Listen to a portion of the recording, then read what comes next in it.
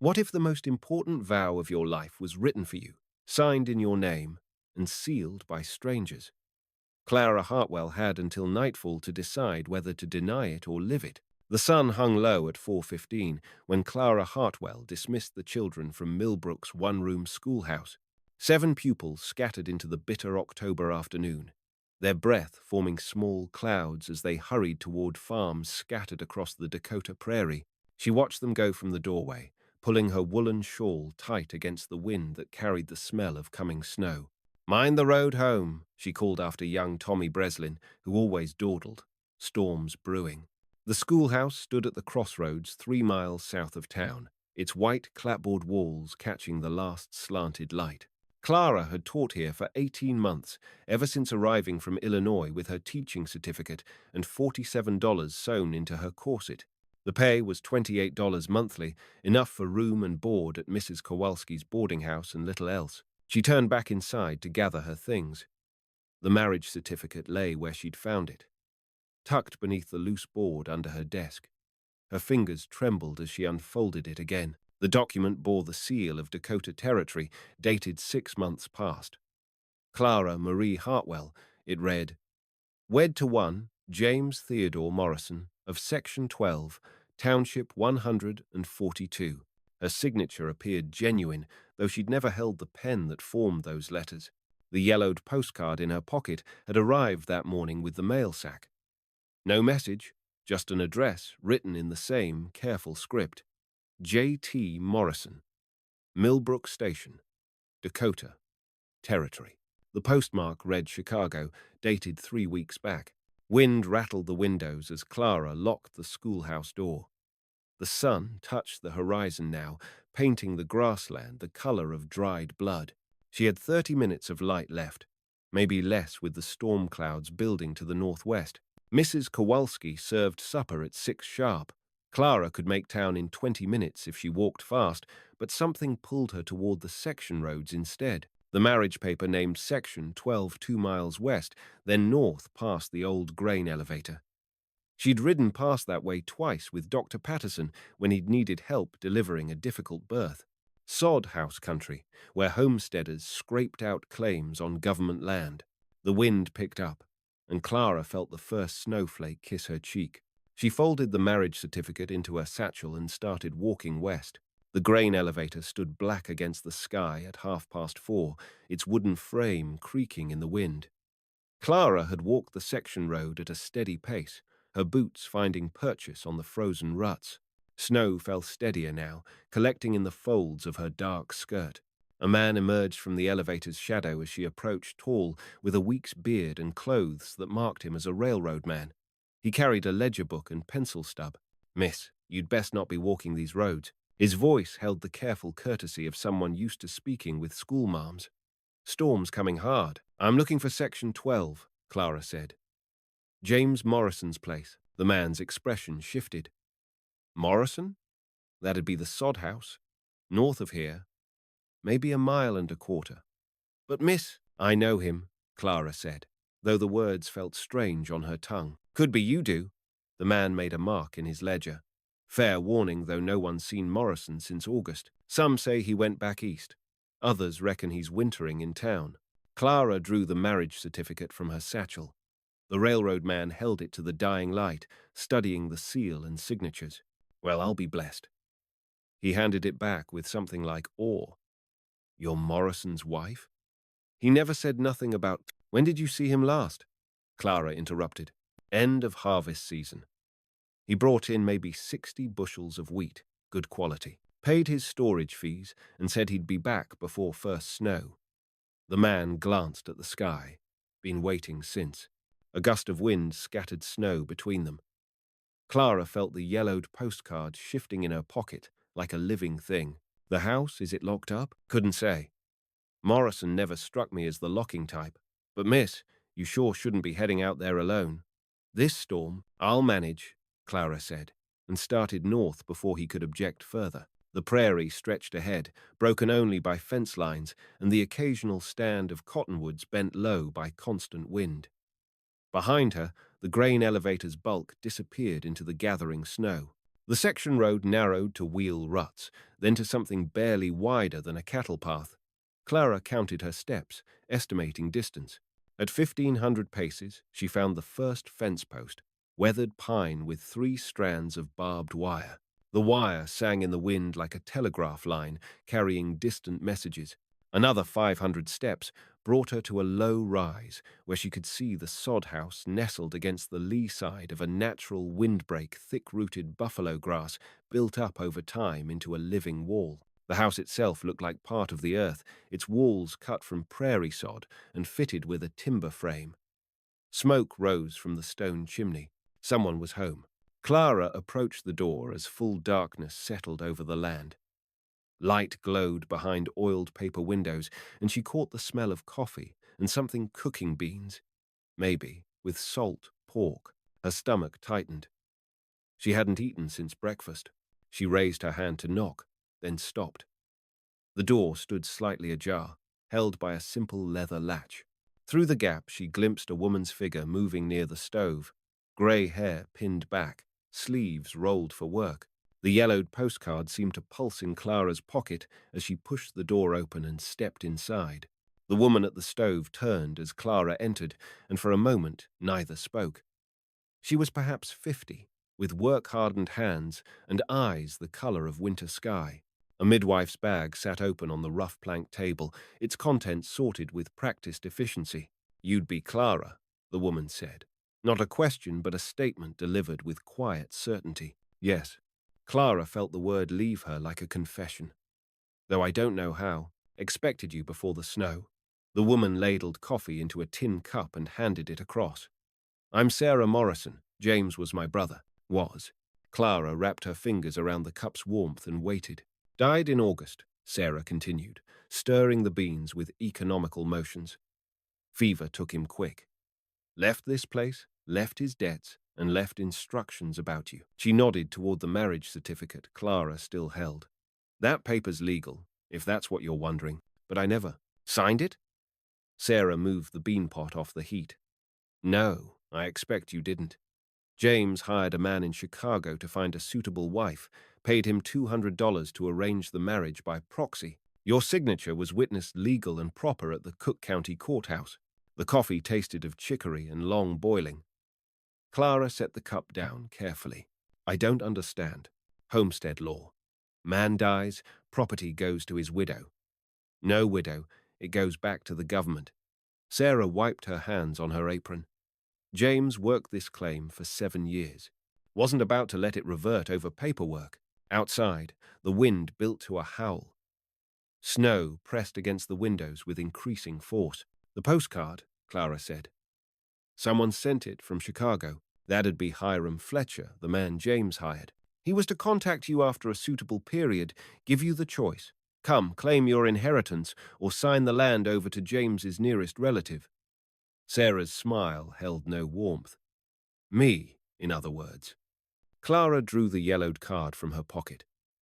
In the lamplight, she could see it clearly, a picture of the Chicago harbor, the message space blank except for the address. "2 choices," Sarah continued. "Stay and make this place work, or go back to your teaching and leave the land to family." The sod house wrapped around them like a living thing, its walls thick enough to hold the day's warmth even as winter pressed close outside. Clara had never owned so much as a teacup of her own, never held a deed or paid a tax, or made a decision that couldn't be unmade by morning. She set the postcard on the table next to the marriage certificate. "I'll need to see the boundaries," she said. Dawn came grey through the storm, revealing a world transformed. Snow had fallen 6 inches overnight, drifting against the south-facing walls and covering the section roads completely. Clara woke in James Morrison's bed, her bed. She corrected herself to the sound of Sarah banking the fire. "Roads'll be closed for days," Sarah announced without preamble. "Good thing you've got provisions." Clara discovered the truth of that as they took inventory. The sod house contained enough beans, flour, and salt pork to last 2 people through Christmas, plus seed stock for spring planting and tools kept in working order. James Morrison had been a careful man. The boundaries proved more complicated. After breakfast, Sarah produced a leather portfolio containing the homestead papers, survey maps, and correspondence with the land office in Pierre. Section 12 comprised 160 acres of mixed grassland and timber, with water rights to Willow Creek and a 1/8 share in the township grain elevator.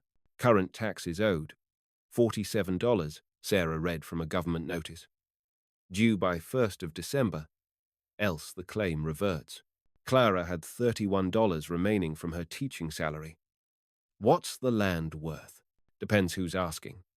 To a railroad man looking to expand? Maybe 3,000. To a farmer wanting good wheat ground? Perhaps 1,500. Sarah refolded the papers with care. To a woman needing a place to belong, it's worth whatever she's willing to pay. That afternoon brought visitors. The storm had passed, leaving the prairie gleaming under weak sunlight, and Clara heard the jingle of harness bells long before she saw the sleigh.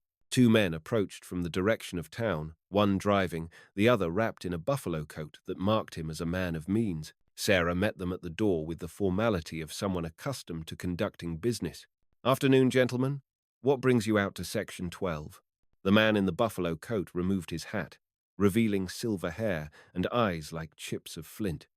"Elias Thornton, ma'am, from the Millbrook Development Company. I understand there's been a recent change in ownership here." "Might be," Sarah said. "What's it to you?" "The railroad's planning a spur line through this section come spring. Right-of-way negotiations, you understand." Thornton's smile revealed teeth too perfect to be natural. "I'm prepared to offer $1,500 cash for a quick sale. Save everyone the trouble of lawyers and such." Clara stepped into the doorway beside Sarah. "The land's not for sale." Thornton's attention shifted to her with visible calculation. "You'd be the widow Morrison, then? My condolences.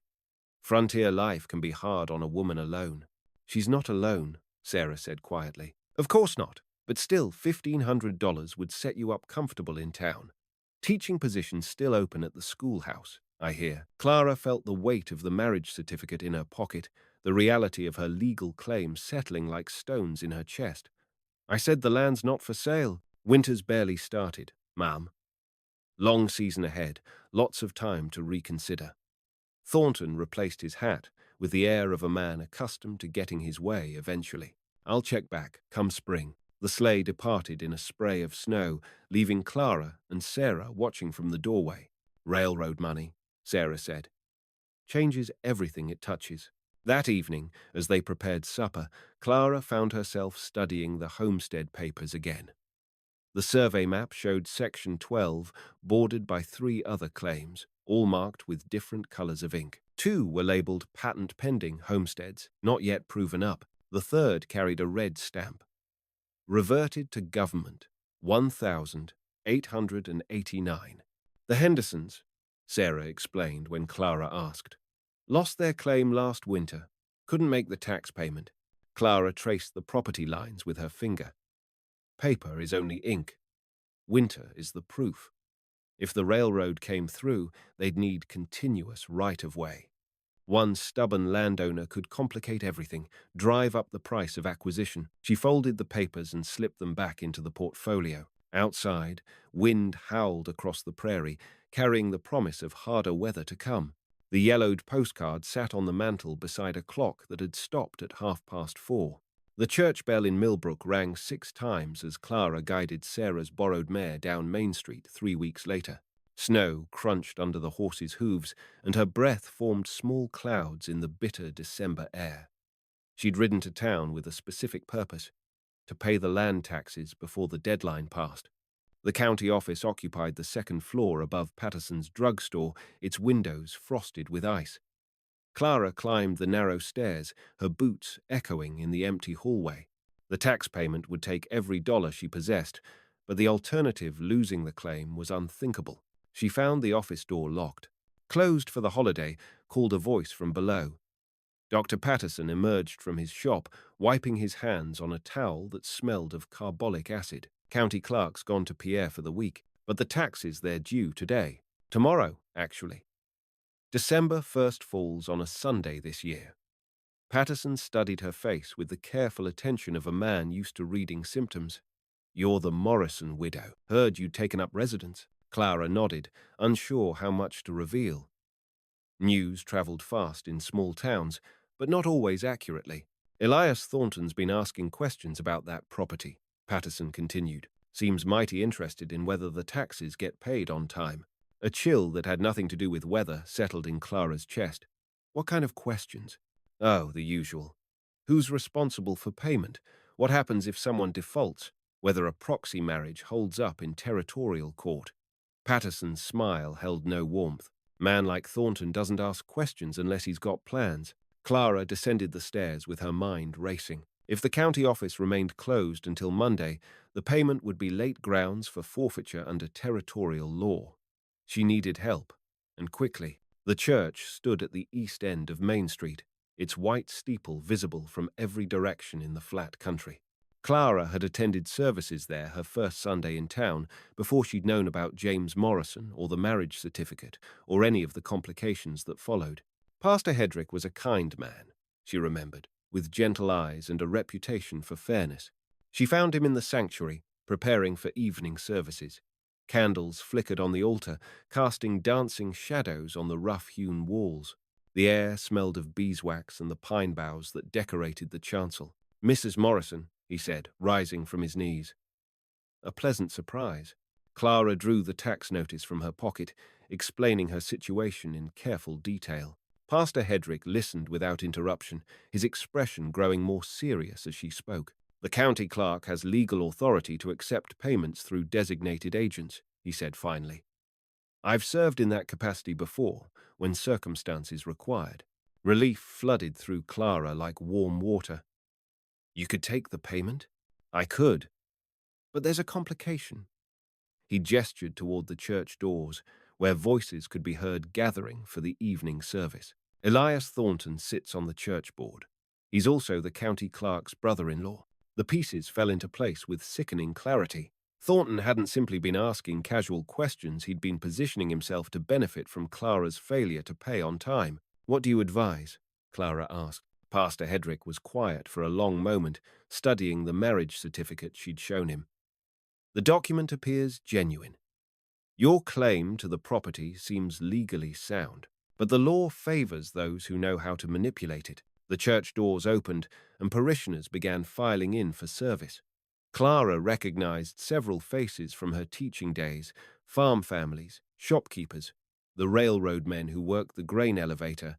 Among them came Elias Thornton, his silver hair gleaming in the candlelight. "Stay for service," Pastor Hedrick murmured. "Afterward, we'll settle this matter properly." Clara took a seat near the back, her hand resting on the folded tax payment in her pocket. $47 every cent she possessed, converted to a bank draft, drawn on the Millbrook Savings and Loan. Around her, the familiar rhythms of frontier worship unfolded. Hymns sung without accompaniment, prayers offered for absent neighbors, scripture read by lamplight. Thornton sat 3 rows ahead, his presence as unsettling as a thundercloud on a clear day. When the service ended, Pastor Hedrick asked the congregation to remain seated. "We have business to conduct," he announced. "Mrs. James Morrison wishes to pay her land taxes before the legal deadline." A murmur ran through the gathering. Clara felt every eye in the sanctuary focus on her as she rose and walked to the front. Her footsteps echoed off the plank floor. "The county office is closed," Thornton said smoothly.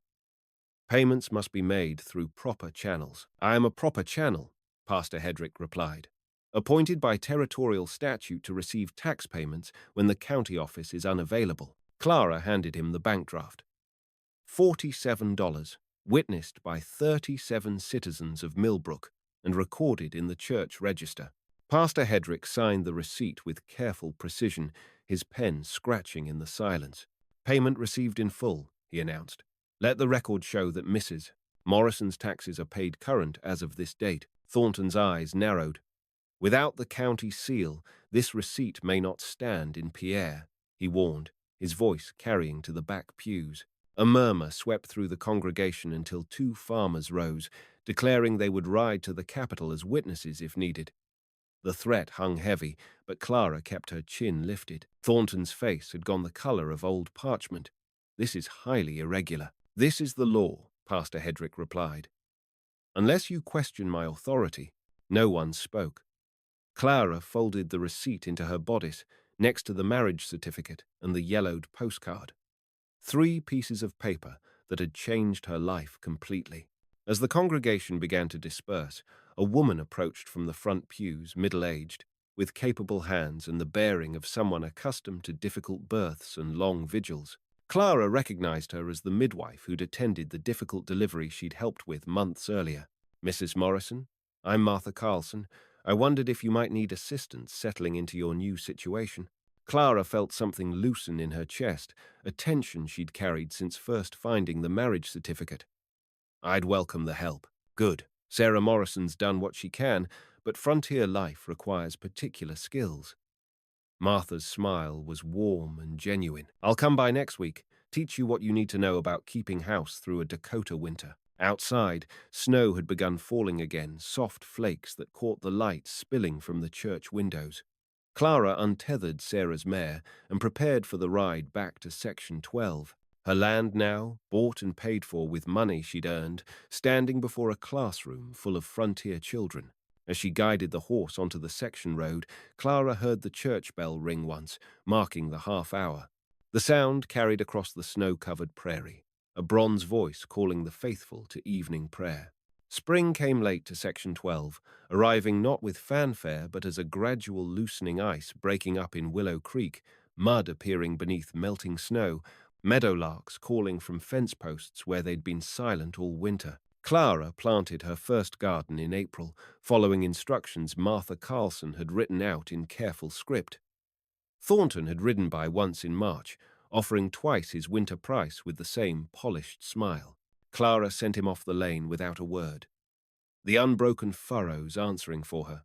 The marriage certificate now rested in the homestead portfolio, filed with the deed and tax receipts and correspondence that marked her legal claim to 160 acres of Dakota prairie. She'd grown accustomed to signing her name as Clara Morrison, though the signature still looked strange to her eye.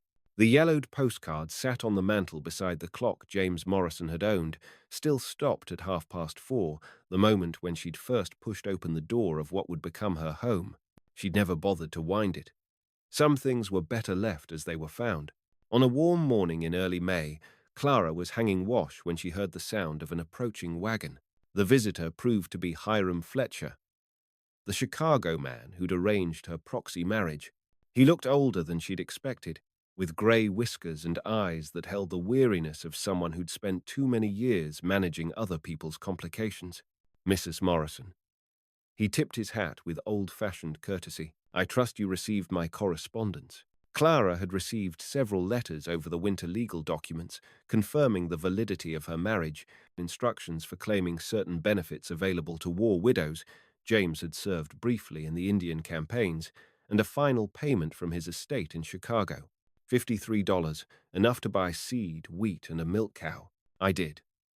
Thank you for handling the arrangements so carefully." Fletcher studied the homestead with professional interest. The garden planted in neat rows, the chicken coop she'd built with Martha's help, the improvements that marked the property as actively worked. "You've done well for yourself here. I've had help. Good neighbors are worth their weight in gold on the frontier." He drew a final envelope from his coat. "One last matter to settle.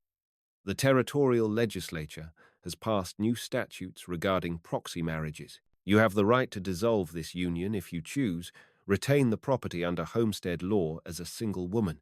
Clara took the envelope but didn't open it. "And if I choose not to dissolve it? Then you remain James Morrison's legal widow, with all the rights and responsibilities that entails."